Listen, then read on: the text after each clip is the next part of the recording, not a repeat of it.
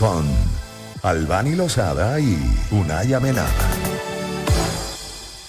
Son las 4:25 de la tarde. La experiencia de la infancia en una sociedad marcada por la violencia deja cicatrices profundas que moldean el futuro. Las vivencias tempranas de conflicto y vulnerabilidad condicionan el desarrollo de los niños, lo cual perpetúa ciclos de dolor. La construcción de un mundo diferente exige un compromiso social para crear entornos de seguridad, resiliencia y esperanza. Y para conocer más acerca de este tema, tenemos con nosotros vía telefónica a Abel Saraiva. Él es psicólogo infantil, psicoanalista, defensor de los derechos humanos y coordinador del programa Creciendo sin Violencia de SECODAP. Abel, bienvenido a Agenda Éxitos. Te saludamos Albany Lozada y Unay Amenábar. ¿Cómo estás? Hola ¿Qué Abel, ¿cómo tal? estás? Bienvenido. Gracias por la invitación, Unai, Albany, y bueno, un gusto poder hablar de este tema. Muy importante tema, consideramos, Abel, bueno, ya Unay y yo criamos, es verdad, pero yo digo que debe ser bastante difícil para quienes están en ese momento llevando a cabo una tarea tan importante como es criar a un hijo y sobre todo inculcarle valores y tantas cosas, ¿no? Que uno tiene como padre que tomar en consideración a la hora de sacar adelante un hijo. Ese ambiente mundial de violencia característico de los tiempos que vivimos, Abel, ¿cómo afecta a un niño? Sobre todo teniendo hoy en día herramientas tecnológicas que lo conectan, eh, bueno, al día, pues, con esa cantidad de violencia de la que precisamente queremos hablar. Mira, Padres, madres, ¿cómo tratar esa situación?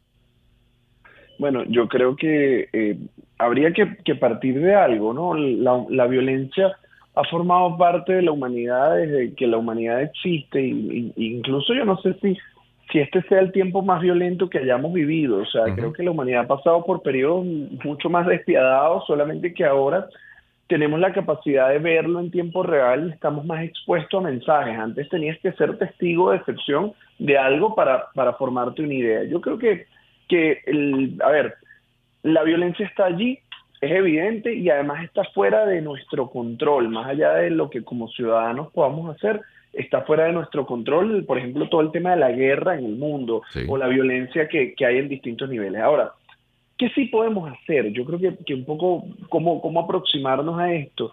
Hay una palabra clave, una respuesta parece sencilla, pero ponerla en práctica es más compleja de lo que va a sonar y es el tema del vínculo.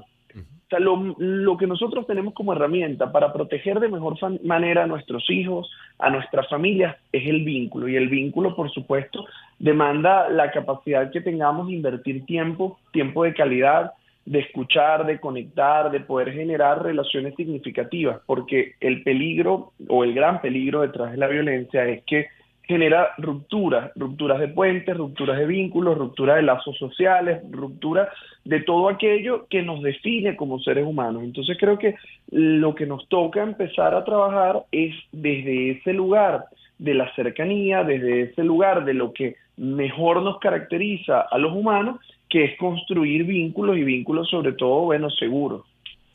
Sí, y pareciera que también parte de la clave está en, bueno, en dar herramientas, ¿no? Ante un mundo que está como está, tú no puedes aislar al muchacho, tú no puedes meterlo en una burbuja de vidrio, porque tarde o temprano esa burbuja se va a romper y el muchacho se va a enfrentar a un mundo, y si no tiene herramientas para enfrentarlos, herramientas de todo tipo, empezando por las emocionales, no va a saber cómo lidiar con esa situación, y es posible que la respuesta instintiva que sale, no sé, del hipotálamo sea la violencia frente a Ujú. lo que está viviendo, ¿no? Yo creo que lo que dice es crucial, ¿no? Nosotros vivimos en un mundo que se hace inocultable. O sea, si ya en el pasado lo era, hoy más. O sea, hoy tomas el teléfono, Ujú. te conectas a cualquier dispositivo y esa violencia va a estar allí.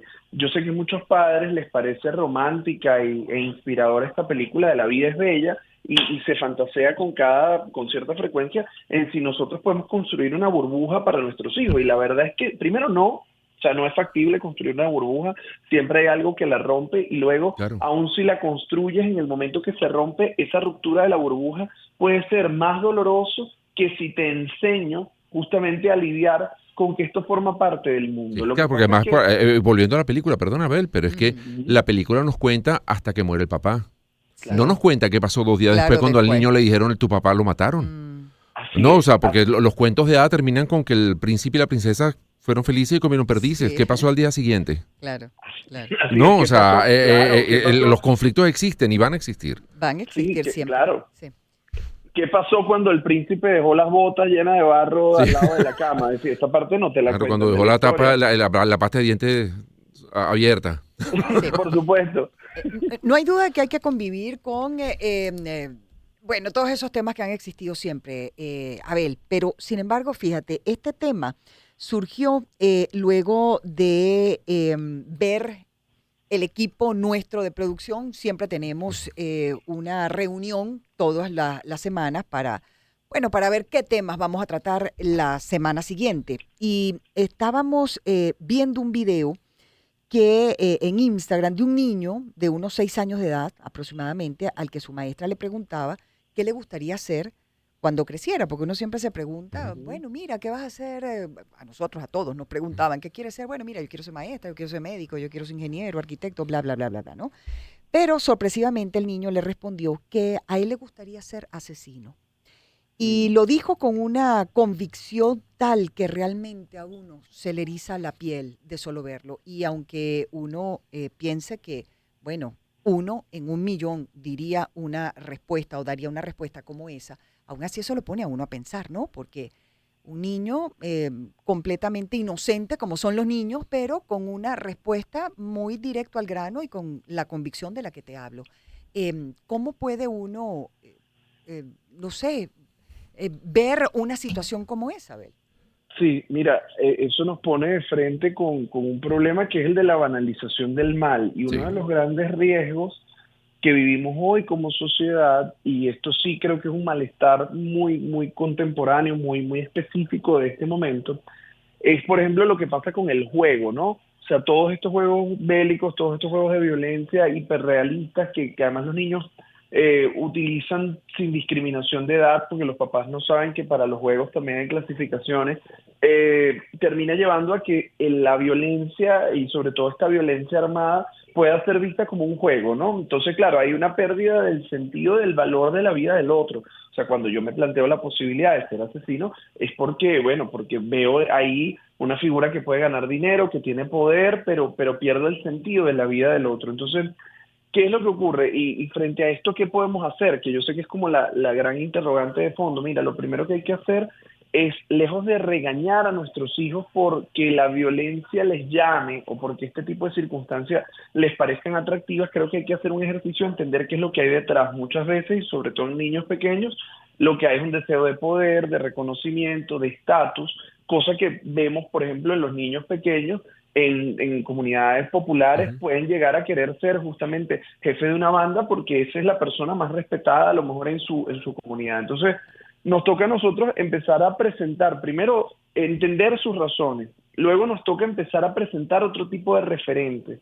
Creo que en tercer lugar nos toca darle valor a la vida, darle valor a lo que significa el ser humano. Y en cuarto, nos toca entender que nuestra casa, nuestra familia, nuestra realidad es la expresión de base que va a constituir luego el todo. ¿Y a qué me refiero con esto? Bueno, si en mi casa yo actúo con violencia, con Ujú. autoritarismo, sí, desde este lugar, probablemente yo no me estoy dando cuenta que esa es la semilla que estoy sembrando. O sea, a mí me gustaría que mi hijo sea pacífico, sea armonioso, sea respetuoso de los derechos de los demás, sea una persona empática, pero yo a lo mejor nunca le consulto qué quiere. Cuando llora le digo, ¿tú por qué vas a llorar? Le pego cuando se porta mal y utilizo ciertas formas de gestión de los conflictos que al final conectan más con ese estilo de vida que yo no quiero que el que realmente estoy tratando de modelar. Claro. Entonces yo pienso que no podemos nosotros pretender lograr los cambios sociales que no somos capaces de construir en nuestras 4 paredes de casa. Como ocurre tal vez en el sentido contrario, ¿no? Para no querer ser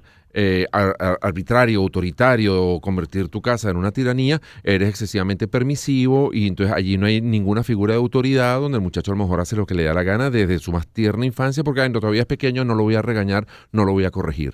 Y entonces, ¿en qué momento paras aquel ser que se puede llegar a convertir en un monstruo de malcriadez y de caprichismo ante todo y negado a cualquier posibilidad de enfrentar la frustración, ¿no? Porque nadie le dijo no en ningún momento, ¿no? Pero Es otra alternativa. la respuesta en la Al próxima regreso, parte. señor. Hay que hacer la pausa. Abel Saraiva nos acompaña, psicólogo infantil. Conversamos con él acerca de la infancia en una sociedad con violencia y el futuro a construir. Ya volvemos con más. Encuentro de generaciones. Éxitos. Caracas, Valencia, Maracay, Puerto La Cruz, Puerto Ordaz, Barquisimeto, El Vigía, Mérida, Táchira, Margarita, Maracaibo, Maturín. Guarenas, Guatire. Éxitos. Sonidos en primera fila.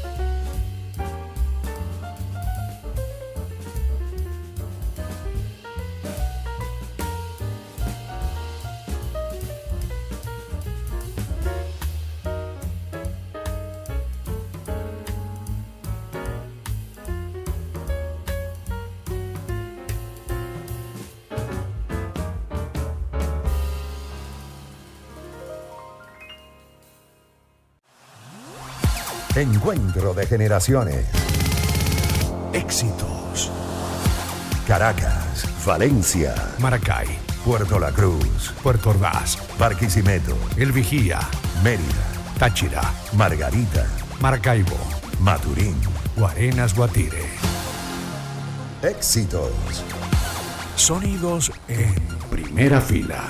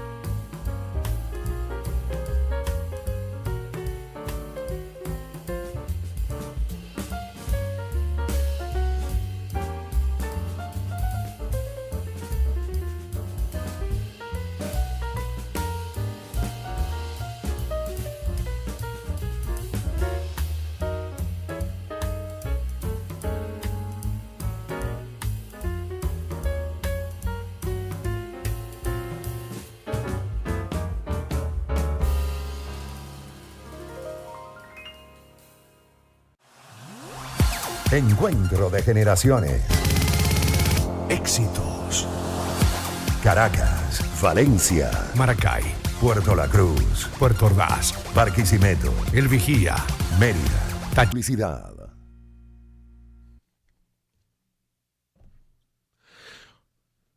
Bueno, quiero hablarles de Laboratorios Elmore, que tiene más... Es que no escucho la cortina y entonces me confundo. Estoy esperando mi cortina de identificación para hablar de Elmore. ¿Cómo se debe hablar de Elmore? Un gran laboratorio, 65 años, que se dice rápido, pero bueno, son un montón de años brindando a la población venezolana productos de reconocida y comprobada trayectoria a través de un montón de marcas que ya tú conoces y sobre todo con la confianza de trabajar. Es un laboratorio venezolano que nos conoce bien, que sabe nuestras necesidades, nuestros gustos, nuestra manera de ser y eso al final pues se termina traduciendo en productos de altísima calidad. Hoy quiero hablarles, por ejemplo, de la tos seca. Esa tosecita que queda luego a lo mejor de un cuadro gripal o que queda producto de cambios de temperatura, incluso hasta por motivos digamos alérgicos, suele quedar una tos muy fastidiosa y muy incómoda para quien la padece y para los que están alrededor, porque sentir que alguien está todo el tiempo con una tosecita pues no es agradable. Para eso está Perebrón. Perebrón es un jarabe especialmente formulado para la tos seca y viene en deliciosos sabores, miel y limón y también frambuesa. Y viene tanto para niños como para adultos, así que fíjate muy bien lo que dice la caja, que sea para niños o que sea para adultos y vas a ver cómo el alivio va a ser pues bien rápido frente a estos cuadros de tos seca. Como siempre te digo, si el malestar no cede con el tratamiento, suspéndelo de inmediato y consulta al médico. Es Laboratorios Elmore.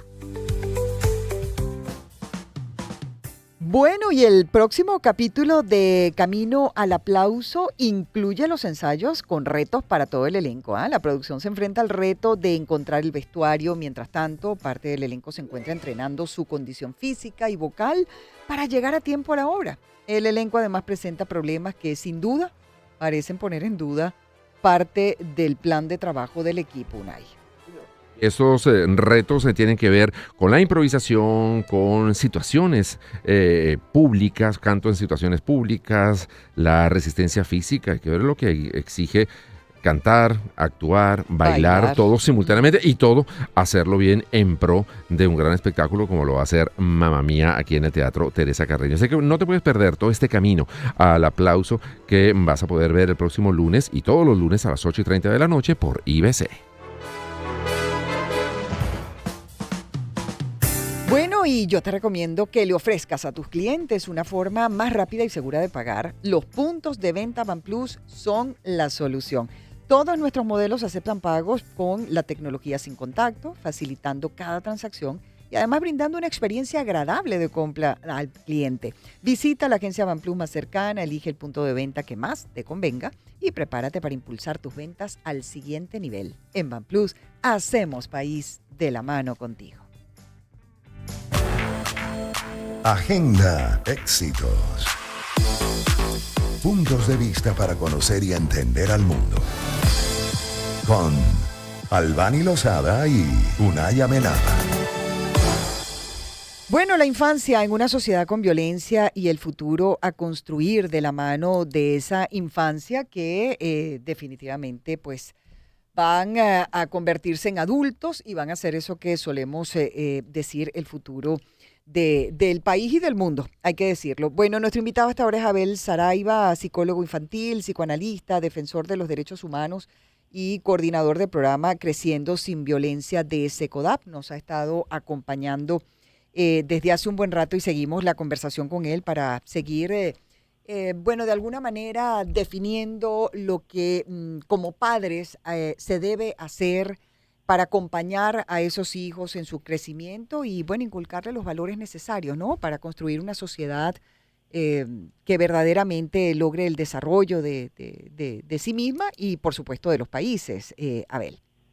Sí, mira, habíamos dejado al aire una pregunta que me parece que es muy importante, que tiene que ver con, bueno, por un lado tenemos las casas u hogares en los cuales pues hay mucha violencia y que esto de alguna manera se parece a ese mundo que no queremos, ¿no? Autoritarismo, violencia, arbitrariedad. Pero Unai decía algo que me parece importantísimo ponerlo sobre la mesa, porque el otro extremo parece que es todo vale, ¿no? Sí. Y un extremo de no hay ningún tipo de límite, no hay ningún tipo de norma, y yo creo que es tan pernicioso para la vida de un niño la violencia en su dimensión pues más activa, ¿no? Esa que se ejerce con golpes, con gritos, como la negligencia que también implica la ausencia completa de límites, ¿no? Sí. Cuando nosotros quitamos los límites también estamos haciendo daño, porque los límites nos ayudan a estructurar nuestra realidad. Lo que pasa es que generalmente asociamos el límite directamente con una prohibición, lo asociamos con una actitud hostil, y la verdad es que el límite no es otra cosa que ayudarnos a estructurar o reducir la complejidad del mundo. Entonces, de cara a un mundo mejor, a poder sembrar esos valores que hagan posible un mundo mejor, nosotros tenemos varias tareas que hacer. La primera, como decíamos al inicio, hay que construir vínculos basados en el amor, en el respeto, pero también hay que construir una relación saludable con los límites. Y construir una relación saludable con los límites implica a los niños explicarles que hay normas, estas normas poder sostenerlas, pero también entender que hay que explicar el por qué, cuál es el sentido detrás de lo que hacemos, y sobre todo para alcanzar que esto se internalice hay una palabra clave y es consistencia.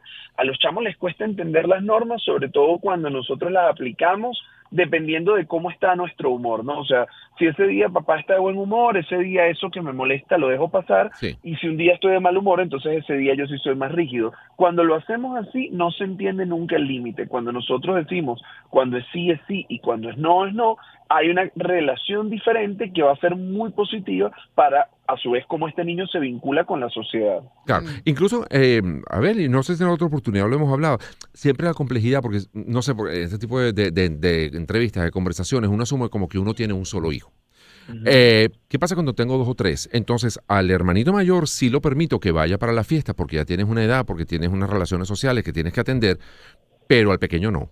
Entonces, a ti sí y a ti no. Y entonces eso puede ser leído por alguno de los dos como un privilegio, como, bueno, porque a él sí lo deja ahí y a mí no, cuando a lo mejor el motivo es porque él tiene ya edad para hacer ese tipo de cosas y tú todavía no.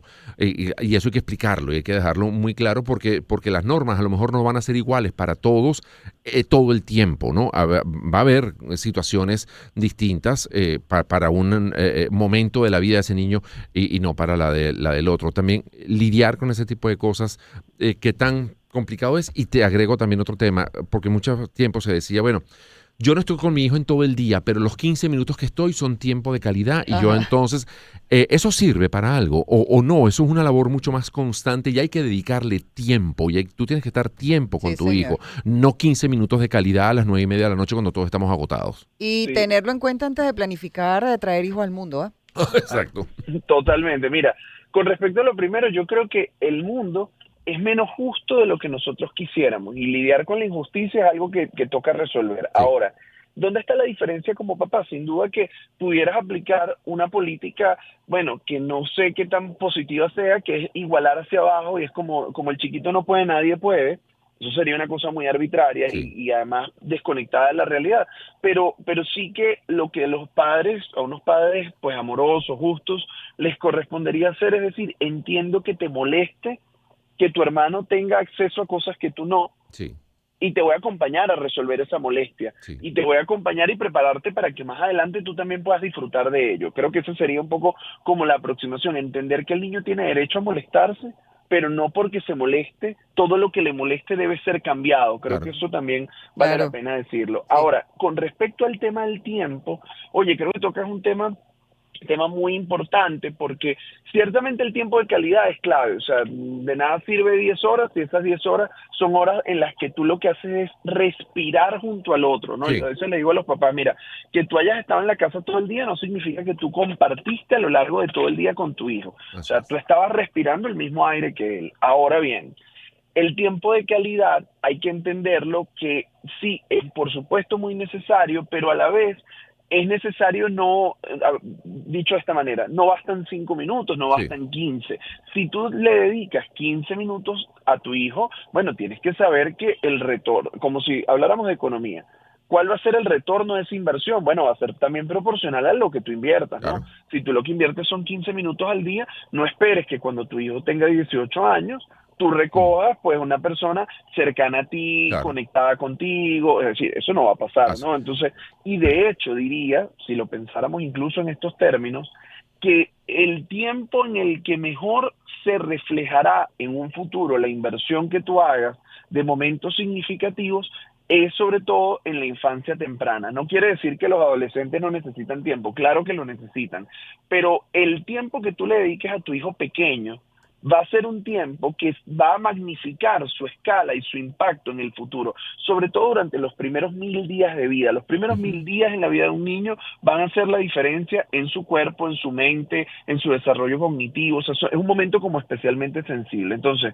la lógica nos indicaría en una crianza sana que mientras más tiempo tú inviertes en el niño pequeño, menos tiempo vas a tener que invertir corrigiendo o regulando en el adolescente. Así es. Pero ahora, salvarte ese tiempo, el tiempo que tú te ahorres en la niñez, te aseguro que como papá lo vas a pagar en la vida adulta. O sea, no te quede la menor duda. Sí, señor. El otro tema es, y bueno, ya estamos sobre la marcha. El otro tema lo dejaremos para otro programa. Para otro programa, sí, porque te iba a hablar del tema de criar con el ejemplo, ¿no? Porque los tiempos van cambiando. Sí, y hoy en día, ¿cómo se trata, por ejemplo, decirle a un niño, no, tú no lo haces, pero tú eres el hijo, yo sí lo puedo hacer porque yo soy tu papá, y entonces el papá o la mamá va y agrede o le grita a otra persona, pero cuando el niño va y emula esa misma actuación, pues entonces la mamá le dice, no, tú no puedes ser mamá, pero tú lo haces, o papá, tú ¿cómo se hace, no?